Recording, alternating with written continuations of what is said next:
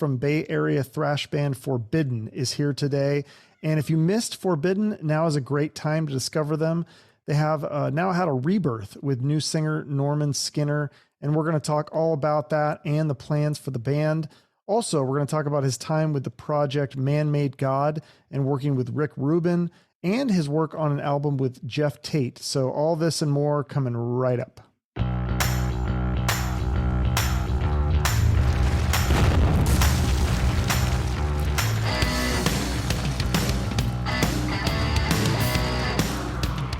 Welcome. I think I can say it right now. I practiced this.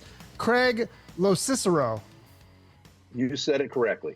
All right, we got it. So Forbidden is back. This is like kind of like a rebirth, is what you're calling it, of the band. Yeah. It's not really it's not a reformation or even a rehash. With the two new guys, and the experience they bring and savvy and all that good stuff.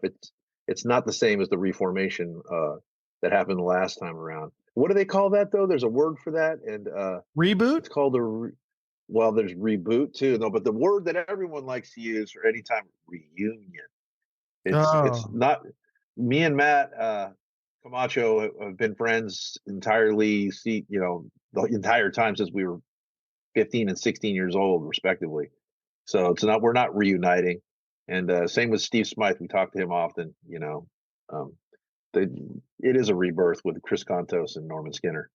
Yeah, it's still going to be Forbidden, though. I mean, it's still 3/5 of the band, and the singer, he can sing all the old stuff the same, right? Oh, yeah.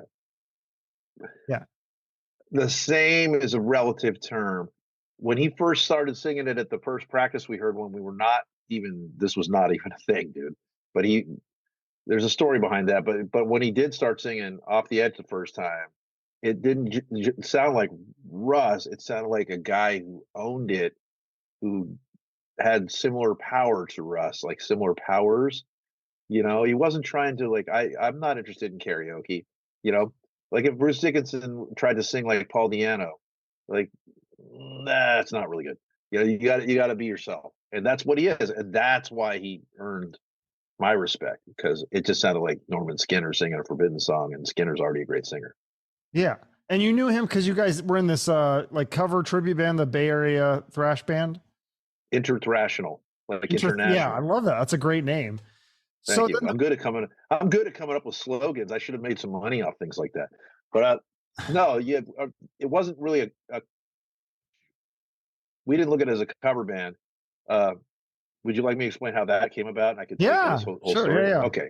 All right. Well, it starts with the folks at Dynamo, the newer Dynamo Metal Fest, not the old Dynamo Open Air, but there was the guys that used to go to Dynamo Open Air who got the name and started redoing it.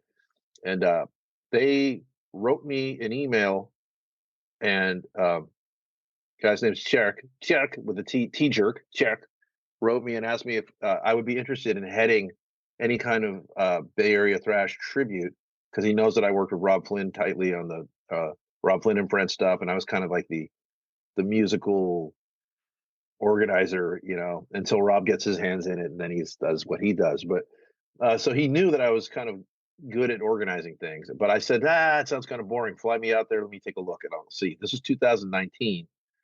And I went and checked it out, and I loved the new setup, because this was the very old setup it's in a big skating ring, 10,000 capacity, and everyone has to watch the music. It's like in the round. So, there's a stage on one end. But I was watching Armored Saint, and that's when it hit me. No one plays their own song. Nobody will do their own song. Anybody who's in a thrash band that's there playing these songs will have to stand and watch as their song gets played. That's interesting to me. So with that being said, here comes COVID, 2020, 2021, it's canceled. Then 2022 comes around, and I've got Caton from Hyrax tap for vocals. I've got Randy from Lamb of God. I've got Marcos Agueda are the main three. And I had no one to sing at home for rehearsals. I was like, oh shit. So that's when Chris Kontos suggested Norman Skinner. I said, oh yeah, Norman's great. He played the last Forbidden show with his band Skinner. I've seen him play in a Magica. He's a great singer. I bet he'll do it. So I called him and asked him. He's like, "Yeah, dude, anything you want. That's great. What an honor, you know." So he came down and blew out a bunch of songs, did Metallica, Exodus, Death Angel, you know, all that. And then it came to the Forbidden song. I said, "Well, we're all here. We might as well run in it." And it was in the room at the time. It was myself, Matt Camacho, Steve Smythe, and Mark Hernandez, who played drums on Omega Wave. So we had the four guys were there for Omega Wave, and we started playing it. Matt goes into the bass part, and then it occurs to me, I'm like, we're not playing this fucking song. Why are we doing it? Like, I'm like, I'm not playing this song. These guys aren't playing. Norman's not even going with us. But then the vocals came in. It was like, holy, I could say shit, right? Yeah, shit, fuck, pussy, cock, whatever you want to say. You won't get me saying those words those last two too much because they don't really come up in my normal dialogue. All right. Yeah. I'm just saying. But anyway, but yeah, holy shit. That was, it rolls right back to what I was saying. He sounded like Norman singing our songs convincingly. And I was like, that's really cool. And then the door opens as Chris Contos is on the other side of the door, who's not in the band because we are not looking to reform. He's on the other side of the door. He just opens it up. So, whoa. And then Harold goes behind him. And then he closed the door. And, you know, I mean, it sounded great, but I wasn't in any position or hurry or thinking about a Forbidden Union. I'm like, I just thought, well, at least he could sing the songs. That was cool. And then fast forward, we get back from Europe. We got to start rehearsing almost immediately for the next Bay Area version of the show. And we're doing like 30 something songs. So I called Norman. I'm like, Norman, you want to sing a few songs this time? You did so great last time. I think everybody should get to know you. You know, like he's got a pretty big following in the Bay Area. Like, you know, thousands and thousands of people know who Norman is here, but not necessarily everywhere else. They're in the prog scene, they know a little bit, or the or power metal scene, but he's not known for like the thrash stuff. But I said, I would like you to sing Chalice of Blood with the guys in Warbringer playing the music, and we'll just watch, you know. So that never happened at any practice. They don't, except for the night before the show when the guys in Warbringer showed up. We were at SIR in San Francisco, and when they went to the song, it's funny, when they were starting it, I just see Norman kind of like hopping around a little bit, like getting ready. He was like, okay, he wouldn't do that for anything else. And then they start the song and they sound great as a band, you know.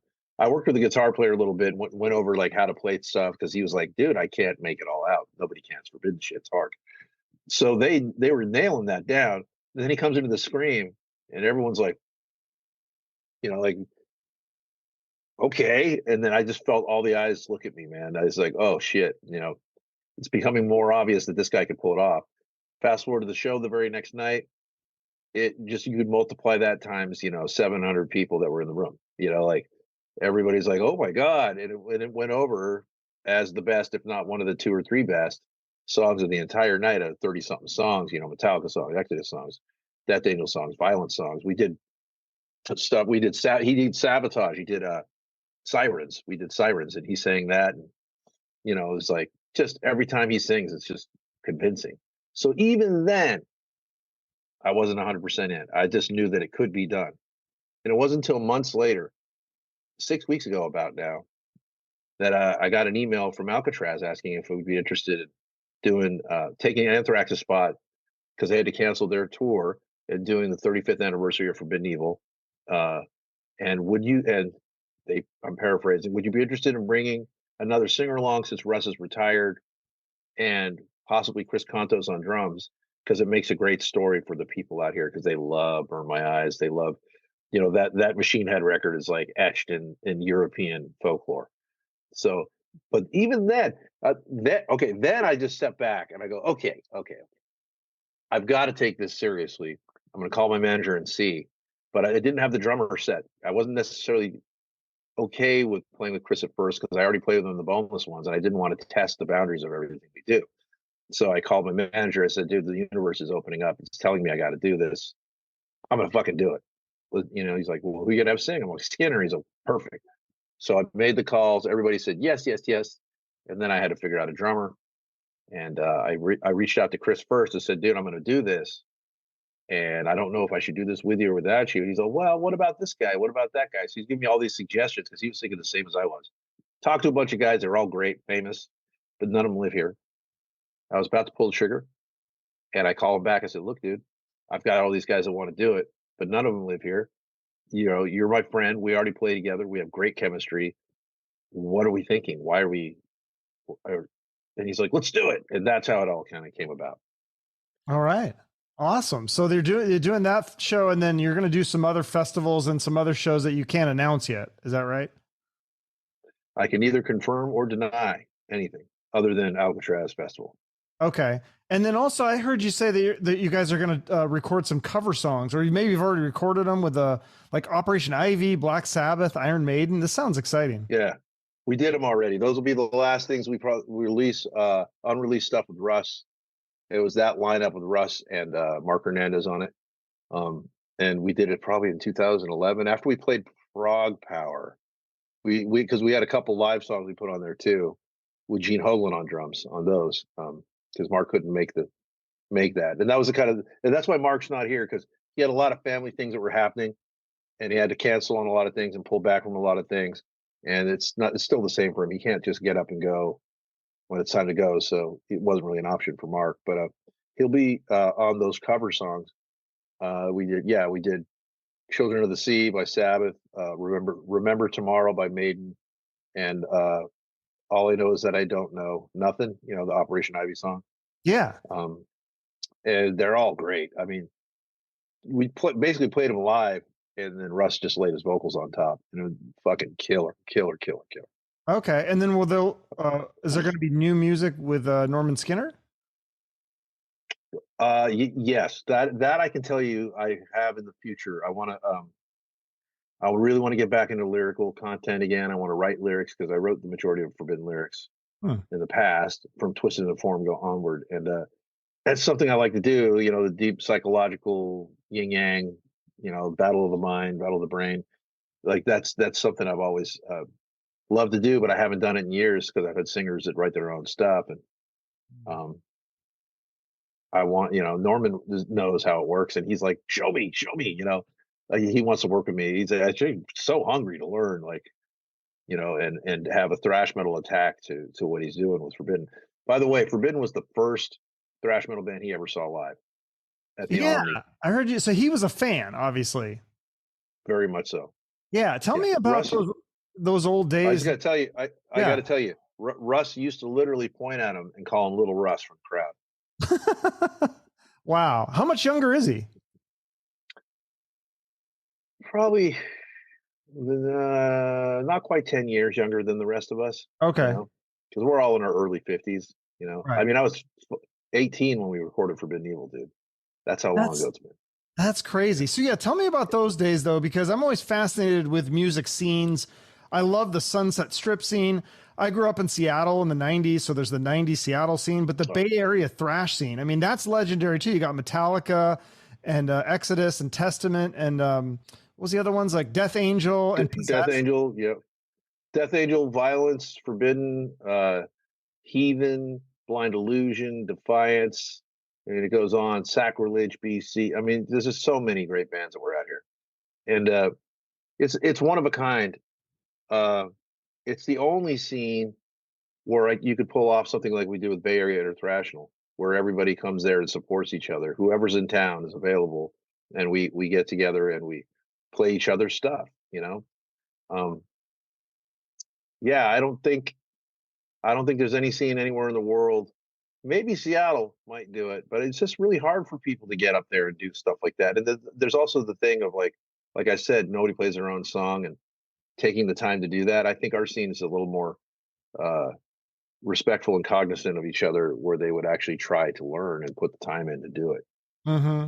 And you toured with, you did some shows with Exodus. Did you ever do shows with Metallica, or did you ever even see them? Because they were, I guess you guys started in '85. They were pretty big by then. Were they still in the Bay Area?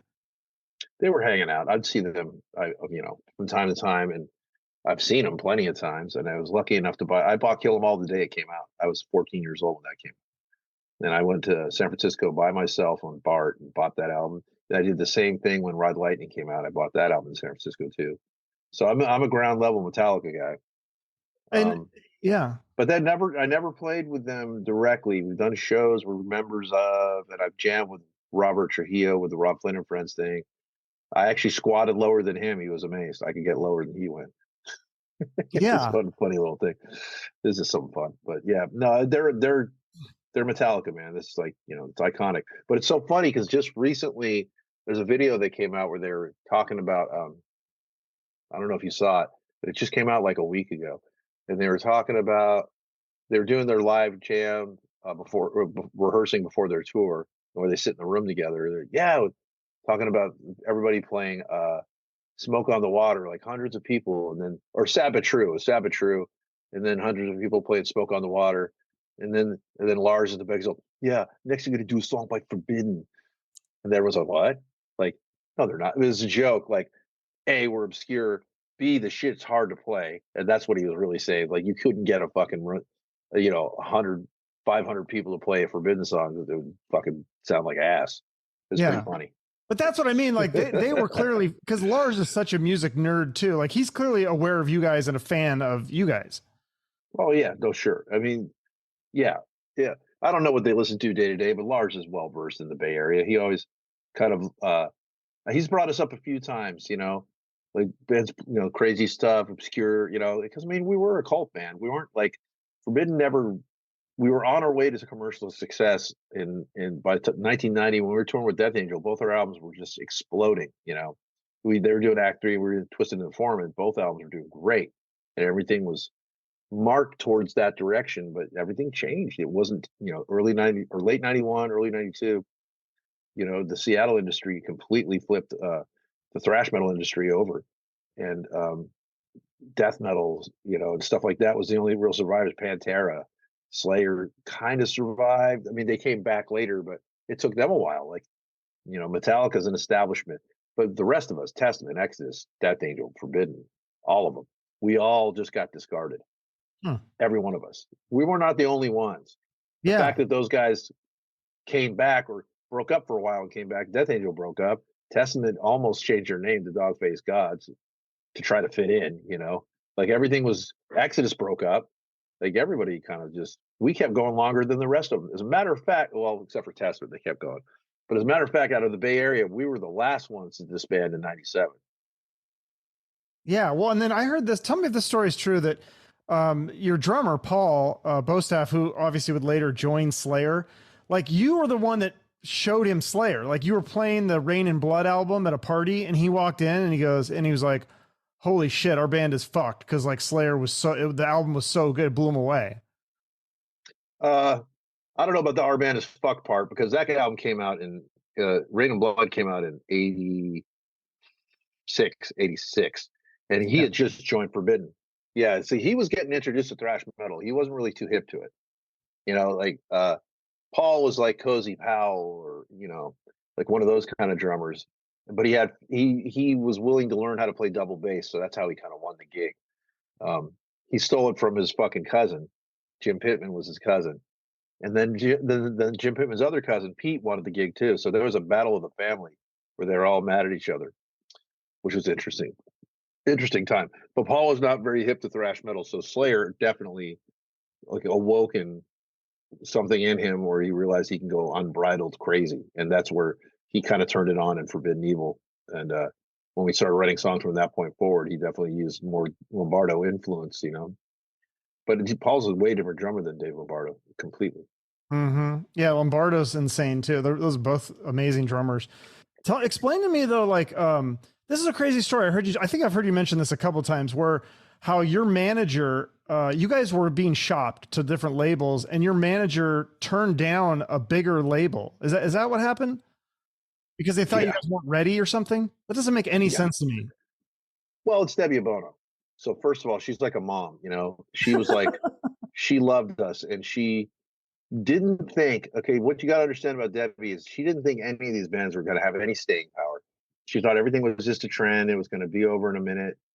She's not like totally hip to the music, but she always judged band by the reaction that other people gave them. Right.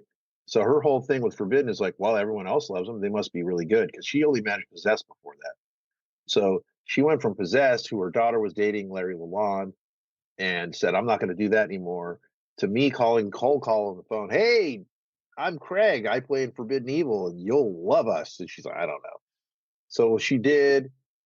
learned to love us as people, and knew the music was obviously going over well with people.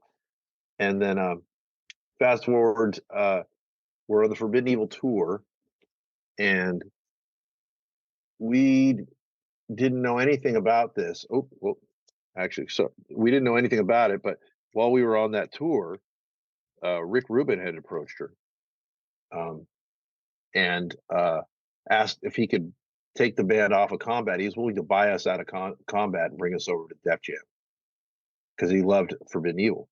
And we, unbeknownst to us, we never found this out until we were on tour with Death Angel. And then one night she was mad at us. He's all, "Yeah, that's why I never told Rick Rubin, because you guys aren't ready for it." And we're like, "What are you talking about?" And it made everybody really shocked. But I remember it pissed off Paul the most. He was so upset. And we loved Debbie, dude. We loved her up to that point. But that's kind of why we were like, after that, the relationship as a manager kind of went downhill because we had a hard time. We're like, we could have been doing this. But I look at it like this. I don't think there's any regret in that now, because Twisted Into Form wouldn't have happened. Rick would have wanted us to continue doing what we did on Forbidden Evil, which is cool. But it was, he liked the bombastic kind of like childish playfulness to the whole thing, and the amount of growing we did when we got Tim Calvert in the band and him and I working together really lifted us to a level that our reputations kind of hinges on how mature the music turned into from that point moving forward, and a lot of growing. I mean, I went from being 19 to making, or 18 to making Forbidden Evil, to being 20 to making Twisted Into Form. And it seemed like light years of growth. And had Rick been involved, that would have been cool for the band brand, but I don't think he would have wanted us to do the same kind of thing. It would have been compromised more than likely. So that's why I look at it. And I know, and I have this verified from very good authority, Rick Rubin himself, because I signed to Rick Rubin's label with ManMade God. And it was a conversation that him and I had later after I played for him, and he was, he's blown away by the band. We were walking outside. I'm like, "Hey, Rick, I don't know if you know who I am, but I'm Craig. I played in that band Forbidden." He's like, "Oh, I wanted to sign you guys." He's like, "Your manager just stonewalled me. She just flat out said no." Why was that? I'm like, we kind of had a conversation. And yeah, from that point on, he kind of realized that I was more than just a rock guy for sure. Yeah. Well, no, it's interesting because I heard you talking about ManMade God, and you were saying, "Oh, this is one of those bands that would have been huge." And I kind of roll my eyes. I go, "Yeah, I hear that in interviews all the time." But I'm like, I'm curious. So I'll check it out. I listened. I was like, holy shit, this is really good stuff. So explain the story with that, and explain how, was this the one that Doug Goldstein was possibly going to be involved with, who's Guns N' Roses manager? They tried to get. Oh, he was. He was So involved. Doug, there's so many levels to this story. It's a very interesting time in my life because after That band is really good. I mean, people should check it out. Yeah, well, it's the only band that I played in where people literally get teary-eyed talking about it. Like it moves them emotionally. There's triggers that everyone's got deep in their subconscious and their soul, and we hit on a lot of those triggers. We hit a lot of emotional ebbs and flows, and so people end up not just listening to the album but falling in love with it, including the people that worked on it. Like Sean Bevan mixed it, and to this day it's like one of his favorite records he ever did. He did all the Nine Inch Nails stuff and Marilyn Manson stuff and countless things. But just the other day he sent me a video of him and playing the record with his wife and watching their cat play, and he's like, "Dude, it still just moves me." But yeah, I mean, it was a time in my life. It was a very exciting time in my life because Forbidden ended in 97. So 98, 99, I was doing a very experimental version of ManMade God. And we had a singer that was out of his mind, very talented, taught me how to be an artist. He taught me to not worry as much about what. I remember I had a riff I love, and he's like, "Yeah, that riff's cool." I'm like, "Yeah, but it's great." He's like, "It's all right." He's like, "But you got a million more behind that." So that stuck with me. His name was Mike Sullivan. Oh, that's how I roll into things now. So if somebody doesn't love something, I'll be all right, I got another one. So he taught me that, but then he also had a serious drug problem. So we ended up letting him go and finding this guy Pan through an ad. And as soon as we had him, all that weird kind of all over the place music we were writing immediately became cohesive and became like rock staples. And it wasn't people were like, yeah, you kind of like Soundgarden. I'm like, no, it was way more like Foreigner or Bad Company, but like a heavy version, Zeppelin, like it was just, I mean, and shit just took off. As soon as Pan got the band and we made a demo, we were getting constantly bombarded by record labels because it was the heyday of labels were still prevalent and, putting money into things and trying to make bands huge. There was still an industry. So we were at the tail end of all that.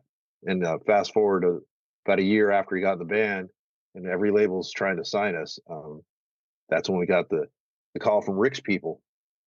So that's how that all came about. And then Rick sent his main guy, Dino Paredes, down to see us and or up to see us actually from LA.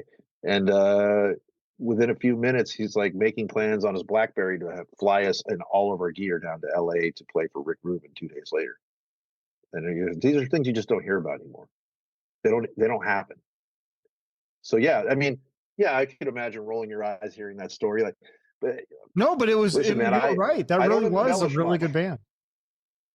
Thank you. I don't embellish much. I really don't. The thing is, my career has been full of like almost, just about, missed it by that much, and I'm still not bitter. I don't know, man. I've been lucky enough to do things with very talented people. But what do you I've think met, you could if you look back, is there things that you would have done differently that you, because I mean, I look at the ManMade God, I listen to Forbidden.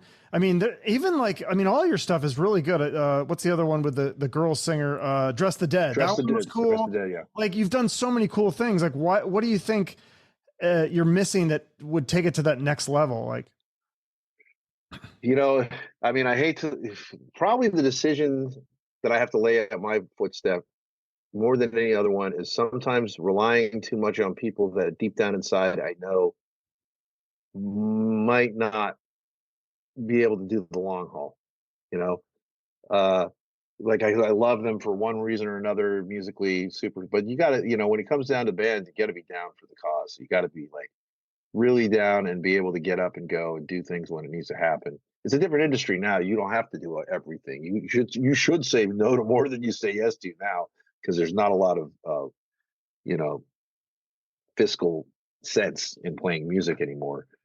So you just got to pick and choose what you. And in Forbidden, I can do that. I can pick the right things, um, and really concentrate on the music. But yeah, I think the biggest thing is relying on other folks that probably weren't. They were maybe have been reliable as friends or reliable as people, but just couldn't be reliable in the music industry. And that's definitely what happened with ManMade God. Our singer pretty much imploded because he thought we should be huge like overnight and didn't understand how much work is involved winning people over night after night. That wasn't what he wasn't really up for that. So I kind of pulled the plug on it because I just felt like it was just going to go on forever and he would never quite understand. That's too bad. One thing I don't think I've ever heard you talk about was that you played on Geoff Tate's album, Geoff Tate's Queensryche, I think it was called. Before now, I think he just goes by Geoff Tate. But you played rhythm guitar on that album, 10 tracks, but you're listed as an additional musician. I played all the guitars on that album, and I could have done the solos too, but Geoff had this brilliant idea to guest everybody. Oh my God. But no, that was weird.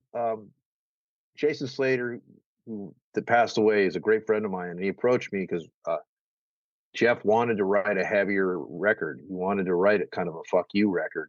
And I was like, okay, that sounds weird. And the whole thing from the onset, I told him, I'll do it under the premise that we can work on him every day and talk him into dropping the Queensryche name, because it's not going to be a Queensryche record. So we did. Every day we said it to him, like one way or another. We'd sneak it in. How are we going to put it in the conversation today? We had this little conspiracy, but he was fighting with Queensryche at the time to win the name. So he said, no, it's got to be this. I already signed a record deal and I've already got paid for Queensryche. I'm like, okay, it's your business decision. But it was interesting, and he was really nice.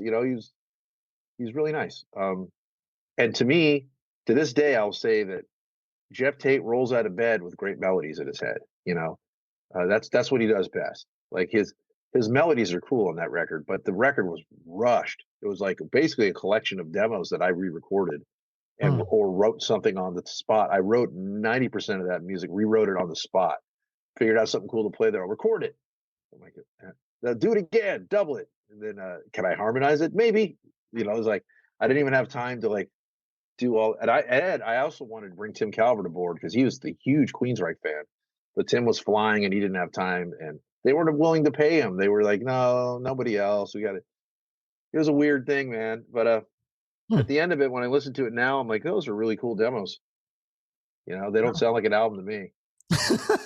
And you didn't get to tour with it. You didn't get to play it live or anything. Didn't get to, or chose not to. Oh. Okay, fair enough. I didn't want to be associated with that stuff. I really didn't. I'm proud that I got to work with Geoff, and that's a cool thing to have on your resume. Yeah, that's cool. Yeah. You know, whatever. It's not. It doesn't sit. It sits like the lower third. You know, but I mean, I got. You know, I'm not real happy with how he treated Jason Slater, who's since passed away. I have a real problem with the way that he kind of threw Jason under the bus like it was his fault, when that record is all Geoff Tate and his wife forcing the issue, making us work on it, making sure that it had to come out in a certain amount of time. When I'll tell you right now, if I would have had another 3 months to actually work on songs and then bring them in and then have a real band to play with and another guitar player to play off of, it would have been way better, you know, but I didn't get any of those opportunities, you know, and they paid me. It was all right. I mean, nothing that I can listen to it now, and there's some songs I really like, but none of them sound complete. And he blamed Jason Slater for the failure of it? Yeah, because Jason's not around to defend himself. Jason's exact words would be you can suck a fucking dick. You know? So yeah, I worked dick in there. See, you did swear. All right, I like it. Yeah. Yeah. Cool. Well, Jason was a great friend of mine. Yeah. Great friend. Yeah. And gosh, you said so many good bands. The other one I haven't really listened to, the Boneless Ones. That's a punk and thrash crossover. Are you going to continue with some of these side projects? Is Forbidden going to be your main focus right now? Well, I mean, I don't have like a side project. I have things that I concentrate on. You know, like everything goes to the side when I'm concentrating on that, including if I'm doing Boneless Ones, Forbidden's on the side, or Dressed Dead, and then they're both, you know, what other people would view it as, because there's the hierarchy of Forbidden, would be it's all side projects but Forbidden. But to me, I've been into everything I've done. And the Boneless Ones, it was funny, the last interview I did, the guys at Punk did, and he's like, loves the Boneless Ones records. It did really, really well, got great reviews. They're a legacy skate rock act out here in the Bay Area. Their song "Skate for the Devil" was voted #1 skate rock song of all time by Thrasher magazine. And I didn't know that till after I joined the band. But I'd seen them when I was a kid. I saw them with Chris Contos playing. It was like their last show at the UC Berkeley campus. And they blew my mind because the guitar player was a shredder. And I thought, well, he's way too good for punk rock, because with my exact thoughts at the time. Come years later, they reform, and Chris gets a hold of me because they need a guitar player, because the other guy didn't have the chops to play all the thrash stuff. You know, he was a good guitar player, but like kind of a blues guy. So like, it's just not working, bro. So I went and met the guys. I loved them. I remembered how much I loved them, and then we started writing a record, and it turned out great.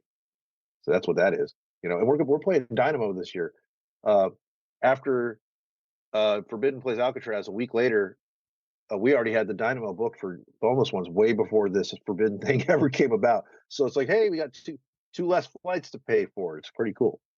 Oh, that's awesome. We're gonna be there. We're gonna be there, man. It's perfect timing. And then everyone's looking at the Boneless One. It's like, hey, there's those two guys that are in Forbidden up there with a skate rock band. You know, but it's heavy. It's fun. It's a really energetic album. Okay, cool. Lots of shredding. I get to play a lot of solos on that record where I don't usually lean into them as much. Okay, and then we can look forward to some possible. Would you possibly tour with Forbidden, or you still can't say anything, but possibly maybe? I think touring is going to be tactical touring. Like I was saying, I don't think us going out for a month and a half and hitting everywhere in the United States is ever going to be something that's worth doing. Maybe like weekend stuff, like casino shows or something like that. No casinos, festivals. We're already being offered festivals for all next year. Okay, I'm just telling you that right now. Like, yeah, almost every festival worth its salt has already got a hold of us or is waiting to see what we're going to do next. And so with a lot of European festivals, some U.S. festivals, I think that concentrating on me writing riffs for a new record is the most prevalent thing. I want to write new music, and so but after we finish Alcatraz, I'm going to come home and really delve into that for a few months. And I think that's more important than anything else. More important than living off the glory of the past is building on something for the future. You know. No, absolutely. And I that's what I kind of love about music now is like, you don't need to have the big major label record. You can just put out your own stuff, and bands are putting out some of the greatest material of their careers, I think, because they're maturing and they don't need they don't have to listen to the record label say, do it this way, do it that way. They do it how they want. And it sounds great. Well, record labels don't carry much sway when it comes to that anyway. And, you know, we're still technically on Nuclear Blast anyway. So we're already on a record label. Yeah. And that's like, but I mean, they're like chill. They're not like going to try to shape. They said, write a Forbidden record. There you go. Yeah. And I know how to write a Forbidden record because I've been writing them since I was, you know, a young teen. Yeah. No, so that's very cool. It's not hard for me. Yeah, absolutely. Well, we look forward to that. And then I'll let you get to, do you have another interview or? No, but I've got my guitar right back here that I'm going to pick up and start working on. Today's my first day of really digging in and dusting off a lot of the old songs. I knew I had 3 months. It's May 1st. I got 3 months and 11 or 10 days. And so I begin my whole, you know, it's in my DNA. It's not like it's hard to play Forbidden shit, but it is like catching up your arm speed and it's just a lot going on. So today's my first day of digging in. Okay, cool. I'll let you get back to it. I always end promoting, is there a charity or a nonprofit that you want to promote here at the end? I always end with that. Anything for the ALS Foundation, any state that you're in, city, you know, I'd say donate to ALS. We lost Tim Calvert to ALS, my old guitar player from Forbidden, and my best friend is suffering from it right now. My friend Bill Shields, who lives in St. Louis. I know a lot of people, you know, who've lost friends to it. So it's probably the most inexplicable, horrible, debilitating disease there is. It eventually shuts all your motor function and your organs down one by one. Oh yeah, your brain's the last to go. Yeah, my uncle had. I think his was different. I think it was MLS. It's like very similar though. Yeah, it just shuts down your whole body. It's really sad to see. And so if we get a cure for that, that would be MLS is more painful even. But it's a little different. That starts. I think your muscles contract with MLS or MS. You're thinking multiple sclerosis. I forget, but yeah, it was similar to that kind of thing. It's just hard to see, and yeah, if we could I'll put that in the link in the show notes along with, of course, the Forbidden links, and people can follow you guys on social media and all that stuff. So awesome. Yeah, it's all there. Facebook, officialforbidden.com if you want to buy our official merch. You know, Instagram. We just created our Instagram page just to preface the announcement that we're back. So it's like we're about 2.5, almost 3 weeks into that, and so that's growing rather quickly. Okay, cool. Well, thanks, Craig. I appreciate it. And if you get hit Phoenix, I'll come see you guys if I'm around. Awesome, man. I appreciate the time, and good questions. All right, thank you. I'll see you later. All right, man. Peace. Bye-bye. My thanks again to Craig. Make sure to follow him and Forbidden on social media. Check out some of the other bands he's played with. ManMade God was definitely very cool if you like that 90s rock sound. I enjoyed it. Make sure to support him with buying merch or a ticket to a live show, or at the very least, commenting and liking stuff on social media and YouTube helps out. And that goes for us too. Sharing the episodes, these podcasts helps out a lot. And of course, make sure you're subscribed wherever you watch or listen. I appreciate all your support, and so do the guests. Have a great rest of your day and shoot for the moon.